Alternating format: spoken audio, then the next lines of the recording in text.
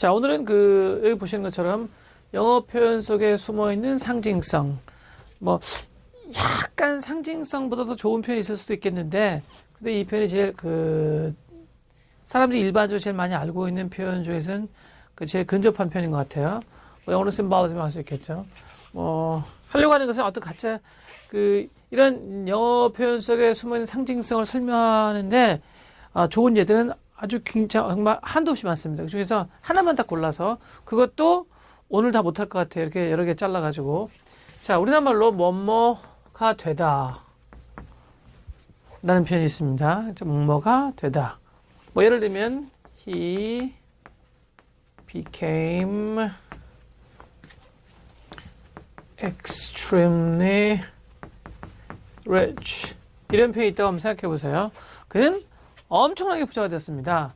근데 이제 어떤 되다일 때는요, 이 become 쓰지 못하고 다른 걸 씁니다. 뭐 예를 들어보면 잘 아시겠지만 crazy, 그는 미쳤습니다. 그는 미치게 되었습니다. 그럴 때 he became crazy, 그러면 안 되거든요. he became crazy, I don't think so. 이러면 곤란합니다. 그럼 뭐라고 써야 되느냐? he went crazy, 그렇게 써야 돼요. 그렇죠? he went crazy. 뭐 중학교 한 1학년 때 정도면 배우지 않을까 생각되는데, 그러니까 쉽게 말하자면 go crazy가 이게 미치게 되다, 미쳤다, 그런 뜻으로 become 쓰지 않는다, 그 얘기입니다. 근데 지금 하고 싶은 말은 그게 아니고요.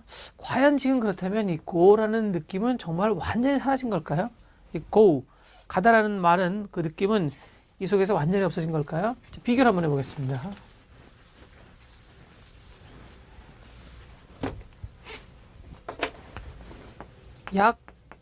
약화되다 혹은 약해지다. 그러니까 영어로 무엇인지 한번 생각을 해보면 참 재밌습니다. 이게 뭐냐면 wear thin이에요. 약화되다, become thin 이렇게 안 하고 wear thin 이렇게 씁니다. 그러면 예를 하나 보면은 어떤 사람이 예를 들면 조난당했어요. 그래서 뭐 밧줄에 이렇게 대롱대롱 매달려 있어요. 그 구조대가 오기를 기다리고 있지만 뭐 밧줄은 금방 끊어질 것 같고, 뭐 이 사람은 뭐 거의 영락 없이 떨어져 죽게 생겼네요. 이런 상황에서 이렇게 썼다고 한번 생각해 보세요. His patience was wearing thin. 그럼 얘의 원래 뜻은 뭐죠? 이게 뭐뭐가 되다라는 뜻으로 사용되고 있지만 원래 뜻은 뭐냐면, 그렇죠, 원래 뜻은 become이 아니고 얘는 닳다입니다. 닳다. 뭐가 달아 빠지는 거죠. 그럼 잠깐 이 단어는 정말 닳다의 느낌은 완전히 없는 걸까요? 잘 한번 생각해보면 재밌는 걸 알게 됩니다. 여러분, 이건 원래는 무슨 말이죠? 원래는 얇다입니다. 얘는 또, 그래서 지금 그의 인내심은, 그의 인내는 약해지고 있었다. 손을 놓을 거다. He's gonna die. 뭐 그런 얘기입니다. sooner or later. rescue가 오기 전에, 그쵸? 정말 얘는 그러면 얇다의 느낌은 완전히 없는 걸까요? 얘의 인내심을요, 만약에 두께를 한번 표시해 봅시다. 이렇게. 이런 식으로. 그럼 인내심이 약화되고 있는 것을 얇아진다고 상징적으로 표시할 수 있는 거죠. 그쵸? 그러면 얇아지고 있을 때 인내심이 어떻게 되고 있는 거죠? 그렇죠. 닳고 있는 겁니다. 그럼 아까의 문제로 돌아가서 그 사람 미쳤죠? 여러분, 미친 사람이 가만히 있다고 생각해보세요. 이렇게.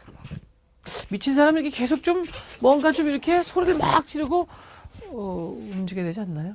그러므로 간다는 말하고 미치다는 말하고 어떤 호응 관계에 있으며, 약화된다는 말하고 닳다는 말이 어떤 호응 관계에 있습니다. 좀 문법적으로 타성이 젖은 사람들은 이런 문장을 보고 뭐라고 부르냐면 이 형식이라고 부릅니다.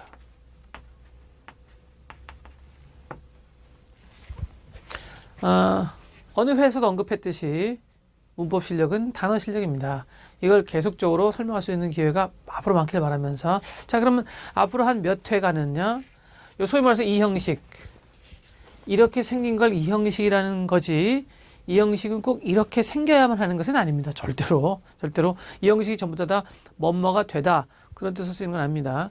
중간중간에 이제 이 형식 같은 얘기는 왜 하는 거냐면, 제발 좀 우리가 흔히 말하는 회화나, 그 다음에 writing이나 speaking이나 이런 것들 있잖아요. reading이나 전부 다 문법과 무관하지 않으며, 그리고 그런 걸 잘하기 위해서 문법은 사실상 필요가 없다.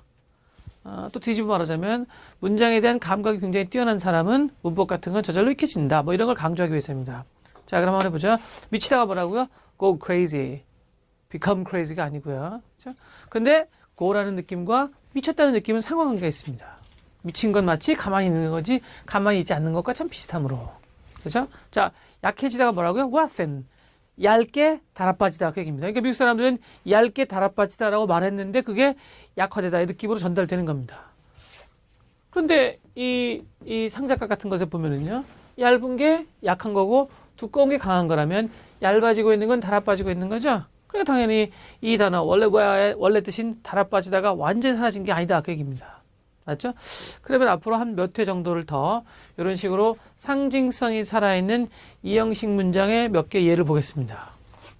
네, 뭐 길게 하면은 지겹다 그래서 이렇게 좀 짧게 잘라서 하고 있는 중입니다. 자, 그러면 이렇게 생긴 거를 앞으로 몇 회를 더, 요 바로 다음에 할 수도 있고요. 다른 걸 하다가 다시 돌아올 수도 있습니다. 그러니까 만약에 이런 걸 좀 더 많이 보고 싶다, 이런 게 정말 신기하다, 재밌다, 그러다면 여기다 좀 보내주시면 그럼 우리가 신중히 검토해서 다른 것보다 먼저 찍을 수도 있습니다.